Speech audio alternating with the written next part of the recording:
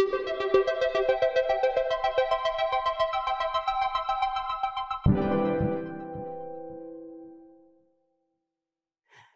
and welcome to Alternative to Meds podcast. I'm Debbie Nelson. I'm your host, and I'm really excited because every time we connect with other people that are doing amazing work, we like to expose this work, put it out on the internet, have this as resources for individuals that are seeking these kind of holistic, integrative approaches. So I have Gavin Guard. I read an article about him, and I was excited to interview and feature his work because everything that he does is pretty amazing. Hi, Gavin. Hi, Debbie. Thanks for having me. So tell me a bit about how you've branched into doing this kind of work. Yeah, I guess I was thinking about this when we started talking. I don't really have a eureka moment when I was like, oh, this is what I had to do. I guess I don't have my own personal health story where I was dealing with something and someone else helped me. So in that regard, I guess I'm an anomaly. I'm a sixth generation Islander over in San Juan Island in Washington State. I played a lot of sports my whole life. I got recruited to play baseball in a small school in Washington State. I did that for about a few weeks, and then I decided that my academics was more important. So this last 7 years between my undergrad and graduate degree going to med school, I've just really devoted my time and energy into looking at chronic disease management. I saw that we weren't doing it right, and I wanted to be that link of filling in the gaps of the insufficiencies that I saw in the system. I don't have anything against conventional medicine or allopathic medicine. I know a lot of people in functional medicine space like to bash conventional medicine.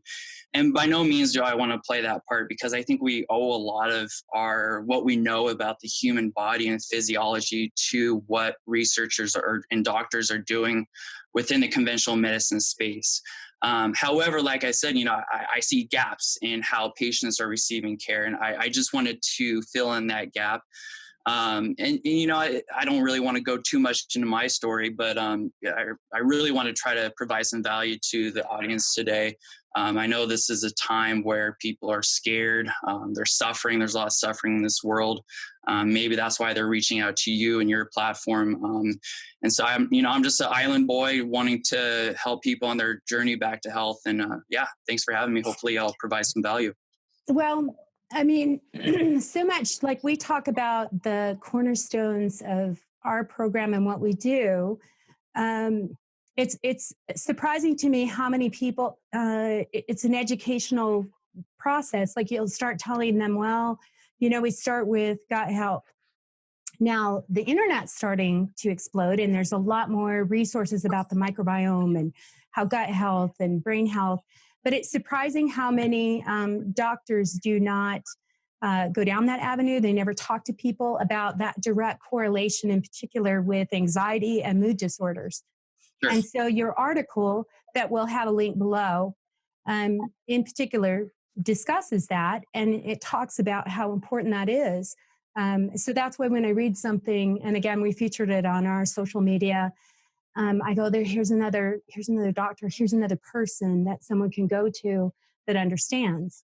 Like that seems almost too simplistic for some people to wrap their mind around, that their gut is in such bad order that they can't possibly be mentally well. Sure. Yeah, no. And, Debbie, you hit the nail right on the head. You have to look at the big picture.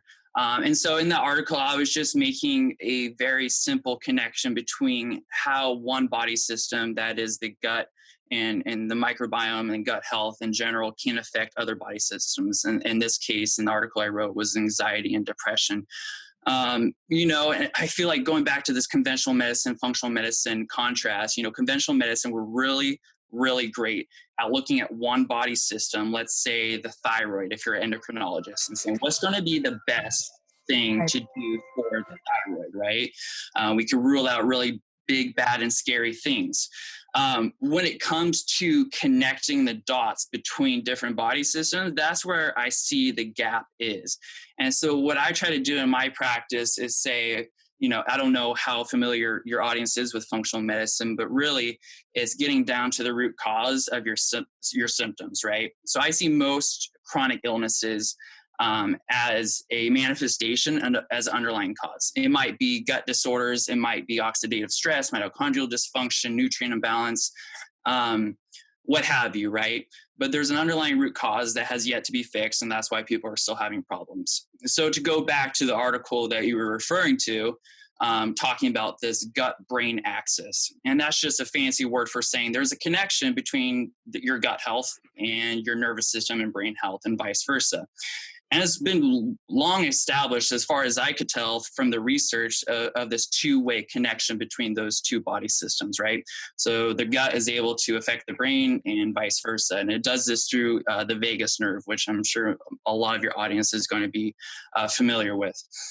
So for example, when someone has a TBI, a traumatic brain injury, or a concussion, a lot of things go awry. One of those is going to be vagal tone. So that vagus nerve that goes from your brain and feeds into your gut, that's going to start to become dysfunctional. We may get poor motility in the gut. We may get a secondary infection or something called SIBO, small intestinal bacterial overgrowth, years down the road after that TBI. So a patient could be having some diarrhea, constipation, really bad gas. Maybe they have a skin rash, and they had a concussion 5 years ago. I would say that most clinicians probably wouldn't put those two pieces together. But in my model of medicine, I'm trying to connect those dots. I'm saying, okay, this person had a concussion 5 years ago. We know that there's going to be poor vagal output to the gut. There's going to be poor motility, and that is going to set them up for some type of gut derangement or dysfunction. So yeah, long story short is, yes, there are multiple connections in the body, and I don't want to boil it down to, oh, it's all about the gut. Or I know there's a lot of practitioners that say that, oh, it's all about the gut, or it's all about X, Y, and Z. It's all about the mitochondria. I think that is a reductionist way of thinking. And so, like I said, there's multiple inputs into why someone is having symptoms. And that's why getting a guide, whether it's myself or another experienced clinician, is important in helping you put those pieces together, telling your story back to you so you can understand why you're having those health concerns and issues in the first place. When I discuss this with people and I start talking about functional medicine, explain to someone exactly what a functional medicine doctor is in comparison to a traditional, because that's a frequent asked question. Like when someone seeks out functional medicine, what is that? Oh man, I ask myself that too. And I say that because it's become a watered down term, I think. And I think us in this functional medicine space, we have a advertising problem on our hands because it means different things to different people, right? You may get some so-called functional medicine providers that they practice what I call green allopathy. And I was just talking to my wife about this earlier. So for example, instead of giving a medication, we may just give you a supplement that pretty much does the same thing. And people kind of glean onto that because it's so-called natural, right? A supplement's natural, but it's still made in the labs. And that's not what I see functional medicine practicing as. I see functional medicine as a integrated model of care that, when we boil down to it, identifies and fixes the root cause of why that person is having problems. So for example, anxiety and depression, maybe it's gut problems, right? Maybe it's nutrient imbalance, maybe you name it, right? There's a lot of things that could come into play that is the reason that they're having anxiety and depression. Right. And I don't think that more medications is going to be the answer. With that said, there is a time and place for medications, but for the most part, I don't think that they should be our first line therapy for the majority of people. And that's where I see a mistake happening in most medical care. And we could go down the rabbit hole of like PTSD and some of the research I've been looking into in regards to how first line therapy with typical drugs are probably not the answer. But for the most part, I don't think it should be the answer. I think we need to look at why someone's having problems in the first place and then fixing that. That's why someone like you is beautiful, because when someone sits across from a doctor who says, I'm not sure what's going on, we're going to look at the root causes and what's driving it. And I try to use terms that people will understand when I say, it'd be like saying an antibiotic is bad. An antibiotic is not bad, but the overuse of an antibiotic and a constant use of an antibiotic creates toxic. Pretty soon it's not effective. Our body no longer responds to it. That's the way anti-anxiety medicine is. That's the way any of these medications are, so that there's a place for it for stabilization, but you better start figuring out what's driving it underneath the water. Absolutely. Yeah. And that's what functional medicine is about, is seeing what is causing that problem in the first place, fixing that so that you're not dependent on more medications and more doctor visits. We want to get you back to a healthier and happier life so you're not dependent on us anymore.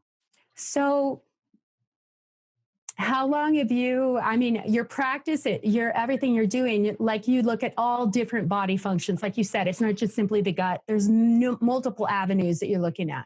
Sure. There's people that, like their thyroid, they could be hyperthyroid. There's a lot of other contributing factors. So there's numerous tests that can be run to what's relieving to people is that when they get those tests back, all of a sudden for the first time, they're looking at something in black and white that describes what's going on, or that is a pathway. Yeah, exactly. I think the most therapeutic thing you could do for someone is tell them why they're having their symptoms, right? So I think it's so frustrating for people to go to these multiple doctor visits only to be told, well, I don't see anything wrong with you. Your lab tests are all fine. And to have someone sit down with you, spend that hour of much needed time and attention, spend an hour before and after your appointment to put your story together that you can then tell back to them, that helps them understand why they're having their health concerns. And once someone can understand that, then they can be more empowered and more motivated to make the change necessary to fix and then reverse those root cause problems. So I see just being a guide for someone is just so empowering and therapeutic. And, I like to think that just helping people feel cared for and taking the time to listen to them is not that common, unfortunately, in medicine. And that's what I'm set out to do, is just sometimes I just got to put my therapist hat on and just make people feel cared for, because that's what they want. That's what everything about your website and everything about the energy of who you are comes across.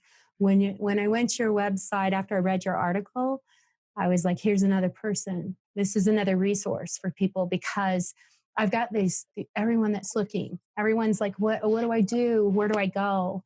And I am so passionate about making sure that these resources are readily available, because there's so many people that are seeking true healing.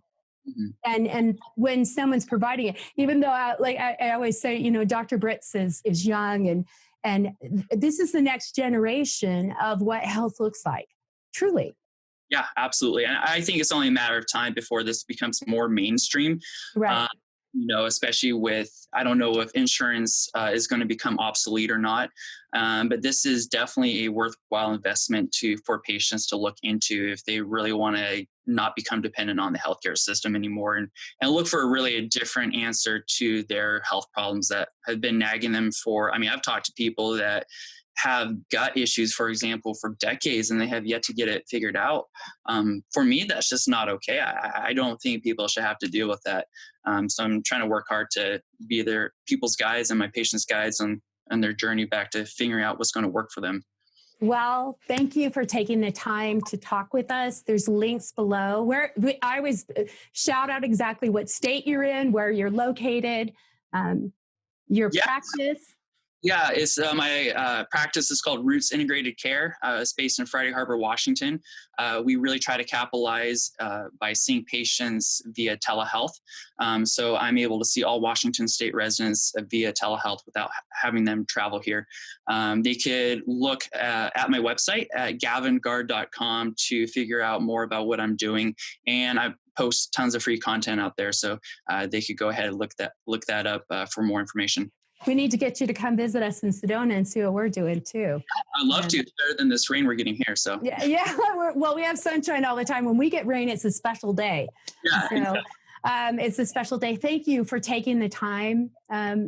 You are the next generation of what health looks like. And I truly do get excited every time I find someone else that's a resource to help people, to send people. Your article is, like I said, the article is below that talks about his knowledge and what he does in order to help people with mental health and what they're trying to accomplish. So thank you for taking the time. Thanks, Debbie. It was a pleasure. I appreciate it. Thanks so much.